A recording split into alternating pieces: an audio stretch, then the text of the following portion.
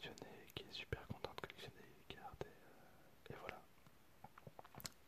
Malgré tout, je ne parlerai du coup pas d'argent dans cette vidéo, tout simplement par respect. Voilà.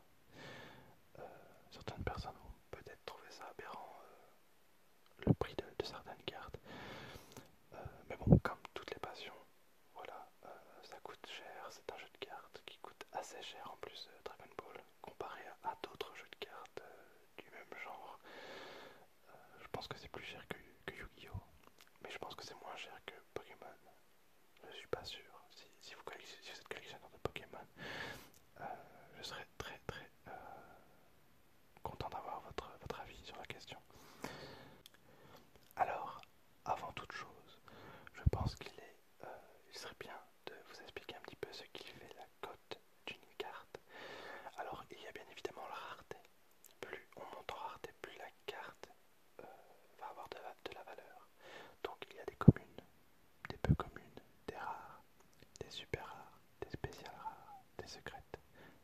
Dans la majorité des cas, ce sont ces raretés-là qu'il y a. Donc la rareté y est pour beaucoup, évidemment. Mais il y a un deuxième facteur qui rentre en jeu, c'est la jouabilité. Plus une carte va être jouée, plus la carte va être forte, plus forcément elle va être chère. C'est le même principe que dans beaucoup de choses, c'est l'offre et la demande. Voilà, il y a des cartes communes ou peu communes qui valent plus cher que des super rares. Pourquoi? Parce que ces cartes peu communes sont très jouées et sont dans beaucoup de decks. Donc elles sont très prisées par les joueurs. A l'inverse, justement, les cartes super rares ne sont juste pas très fortes. Donc à part pour les collectionneurs qui trouvent un intérêt. Et encore, là, le collectionneur a besoin de la carte en un seul exemplaire. Les, les joueurs n'ont pas forcément besoin de ces cartes-là.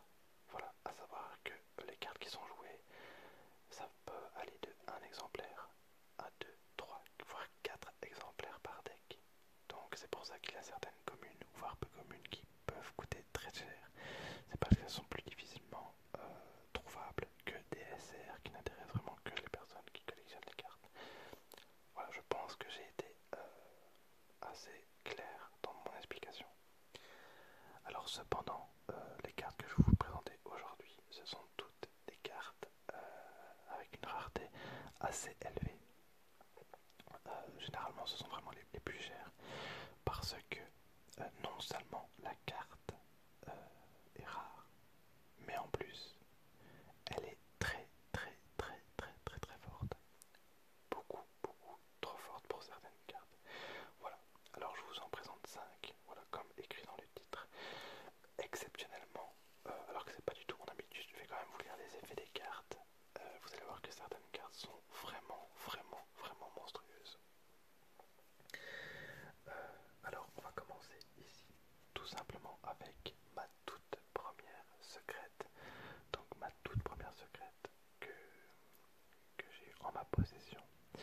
Voilà, attention les yeux, donc c'est la Végéto Super Saiyan Blue Force Ultime. Alors c'est la toute première secrète qui est sortie avec le jeu Dragon Ball Super Card Game qu'on pouvait avoir dans les boosters Union de Force ici en haut. Donc à la BT2, parce qu'à la BT1, à la toute première édition, il n'y avait aucune secrète. Cette carte là, à l'époque je ne collectionnais pas du tout les cartes. Je voulais juste me faire un deck très fort. Et c'était un deck très fort. Notamment grâce à cette carte Végéto qui était la seule secrète évidemment de cette extension là. Alors, j'ai toujours mon deck Végéto qui est présent. Mais il faut savoir que ces cartes-ci que je vous montre, je ne les sors pour ainsi dire jamais de ma farde. Voilà, c'est vraiment des cartes que je collectionne et que je garde très précieusement dans une magnifique farde que je vous montrerai, je pense, un jour. Alors, pourquoi cette carte est très forte?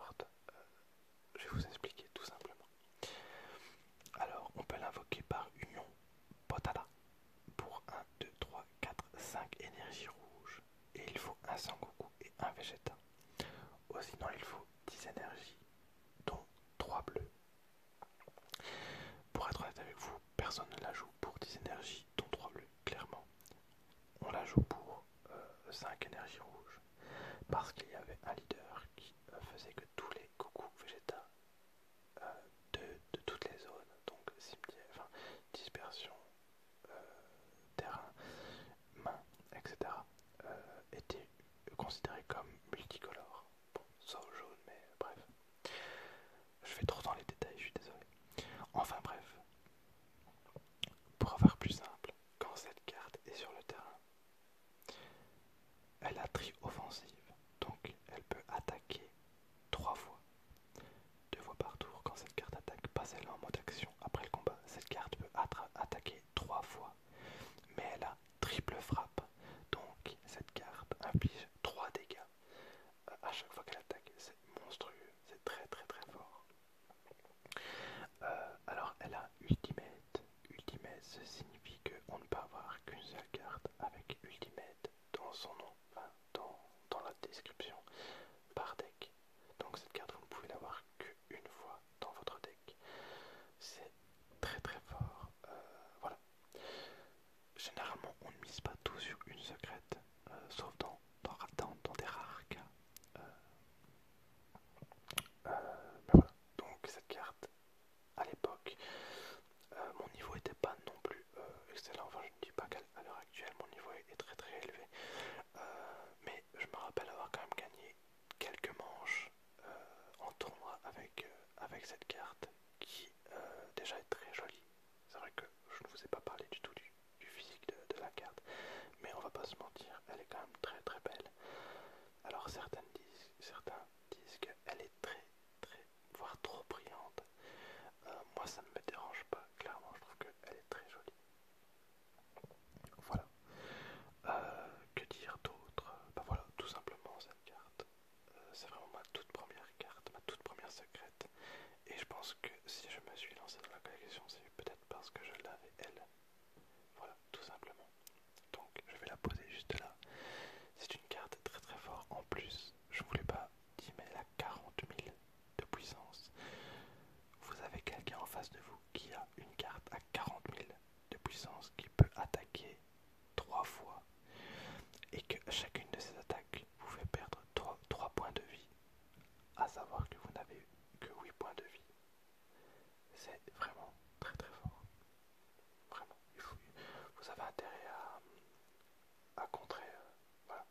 Alors cette carte n'est pas invincible parce que voilà, on peut la bloquer, on peut la contrer. Mais pour à l'époque, c'était très très fort. Voilà. Alors ensuite, hop, on a une carte qui est sortie à l'édition suivante. Donc toujours une secrète, évidemment. On a un Sangoku Super Saiyan 4 Hyper Évolution. Voilà une carte très très sympa, très jolie. Alors, on peut la jouer pour 8 énergies, dont 1, 2, 3, 4, 5 énergies rouges. Mais c'est vraiment, voilà, on la joue vraiment avec Évolution X, tout simplement. Alors, Ultimate, donc on ne peut avoir qu'une carte Ultimate, ça veut dire que vous ne pouvez pas avoir les 2 cartes dans votre deck. Il faut faire un choix, mais bon, elles sont, voilà, jouer les deux, c'est très compliqué, hein, dans tous les cas. Alors, elle a un automatique. Quand cette carte attaque, elle gagne 5000 de puissance pour toute la durée du tour. Ensuite, si la puissance de cette carte est de 60 000 ou plus, elle inflige un dégât à votre adversaire. Activation principale. Placez 2 cartes rouges de votre main dans votre dispersion. Passez cette carte en mode action. Voilà. Alors la force de cette carte et la puissance est toujours de 40 000. Alors c'est peut-être moins évident, mais cette carte est très très très très forte. Cette carte ne se joue que dans des decks très restreints. C'est-à-dire que elle va se jouer vraiment dans un type de deck où on va pouvoir booster les cartes combat de son terrain. Une fois arrivé à 60 000 de puissance, hop, l'adversaire perd d'office un point de vie. Et si vous êtes à l'aise, vous défaussez des cartes, elle revient en mode action. Et voilà, à l'infini. Ce qui est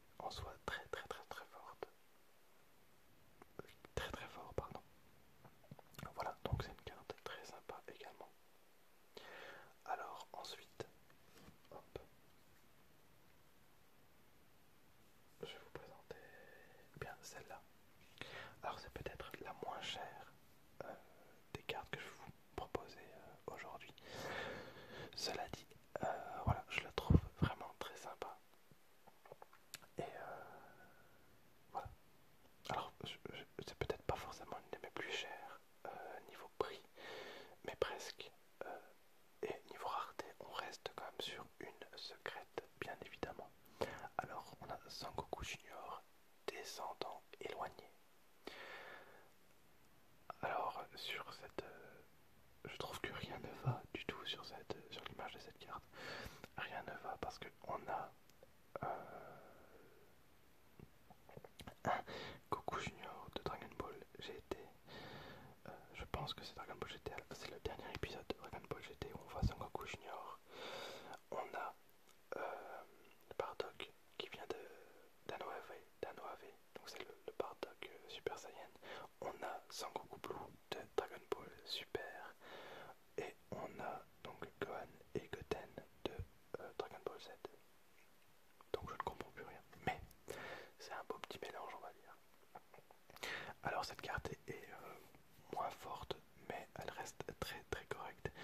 Donc pour 8 énergies, dont 4 jaunes, là on ne peut pas la jouer autrement, sauf en jouant échange. Donc bon, c'est un autre genre de jeu, mais voilà. On la joue rarement pour 8 énergies, tout simplement. C'est un autre style de jeu qui permet de swap, d'échanger des cartes, c'est un peu plus complexe. Alors elle a Ultimate, évidemment, ça reste une secrète. Elle a triple frappe. Triple frappe, c'est très très bien pour 40 000 comme les deux précédentes. Alors quand cette carte attaque, regardez jusqu'à 7 cartes du dessus de votre deck. Choisissez n'importe quel nombre de lignées de Goku parmi elles. Effectuez des combos avec les cartes choisies. Puis mélangez votre deck. Si parmi ces cartes, 5 ou plus d'entre elles possèdent des noms de cartes différentes, choisissez jusqu'à 2 cartes des points de vie de votre adversaire et passez-les dans sa zone de dispersion. C'est très très très fort. Cependant, le deck échange n'a jamais vraiment eu besoin de cette carte. Donc cette carte est forte, mais elle n'est pas ultra jouée.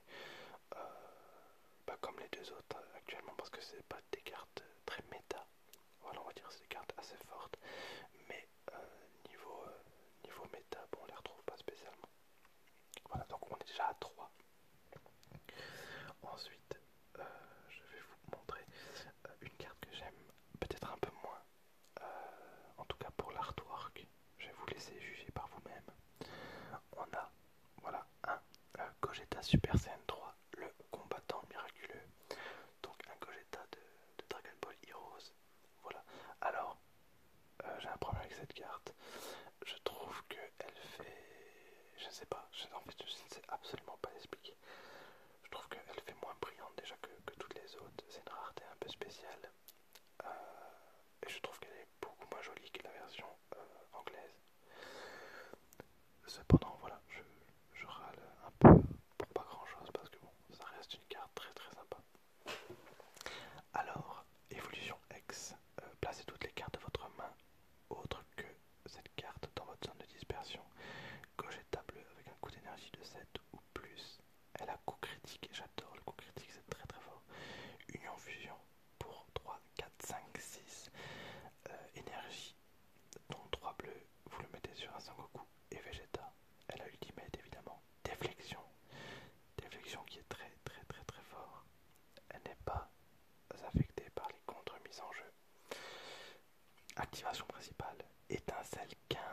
Alors vous devez défausser 15 cartes de votre deck, du dessus de votre deck, jusqu'à votre zone de dispersion. Choisissez un Sangoku et un Vegeta depuis votre zone de dispersion et placez-les au-dessous de votre deck. Passez cette carte en mode action. Voilà.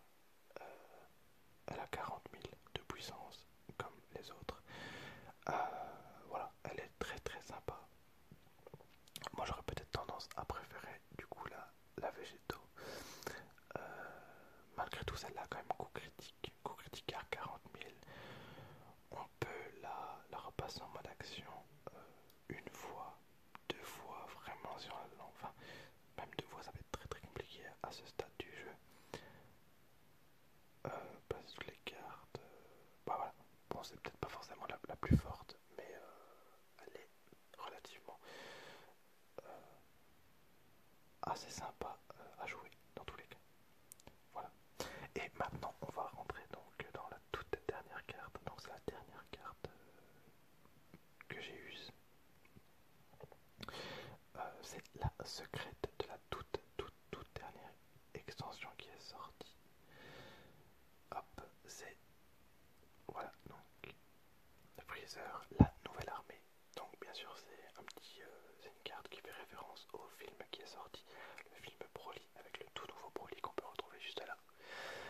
Alors cette carte est déjà ultra badass. Clairement c'est une carte qui est très très belle. J'adore la rareté, je pense que tout est réussi dans cette carte, vraiment. Ça nous change des cartes qu'on a eues jusqu'à présent, voyez. Et donc alors cette carte, je la joue dans mon deck. Euh, Elle est vraiment très forte. Elle a quadruple frappe, donc 4 points de vie, ce qui est très fort. Ça reste une carte secrète, donc elle a ultimate. Elle a un permanent qui dit quand votre total de points de vie est de 2 ou moins, réduisez de 3 le coût d'énergie de cette carte dans votre main. Ça veut dire que quand vous n'avez plus que 2 points de vie, cette carte vous pouvez la jouer pour 5 énergies rouges. 5 énergies rouges, c'est très très fort. Automatique. Quand vous jouez cette carte, votre adversaire révèle sa main. Choisissez jusqu'à une carte de sa main et placez-les dans sa zone de dispersion. Choisissez toutes les cartes de combat adverses avec 40 000 de puissance ou moins en ignorant la capacité barrière et mettez-les KO. Cette carte est clairement une carte incroyable. Vraiment, cette carte est ultra forte. Vous avez 2 points de vie. Vous pouvez jouer cette carte pour 5 énergies rouges. Elle a quadruple frappe. Quand vous jouez cette carte, quand vous la posez même sur le terrain, votre adversaire, hop, il révèle sa main, choisit une carte de sa main, hop, dans une dispersion. Ensuite, toutes les cartes sur le terrain adverse, même si elles ont barrière, tant qu'elles ont moins de 40 000, et il n'y a presque aucune carte qui a plus de 40 000 en puissance, vous dégagez tout. C'est ultra fort, vraiment c'est ultra fort. Ça veut dire que toutes les cartes, bloqueurs, même celles qui ont barrière, notamment la pan, SR, dégage tout simplement. C'est vraiment, cette carte est très sympa. Voilà, donc c'est donc tout pour cette vidéo. J'ai peut-être mis un peu trop de temps. Voilà, ça fait quand même 20 minutes pour vous présenter 5 cartes. Mais voilà, je suis vraiment très ravi d'avoir pu vous présenter cette vidéo. Alors, petit sondage, quelle est la carte pour vous la plus sympa voilà, de ces 5 cartes que je vous ai présentées? N'hésitez pas à me dire si le concept vous plaît, parce que du coup je pourrais vous faire ce concept avec d'autres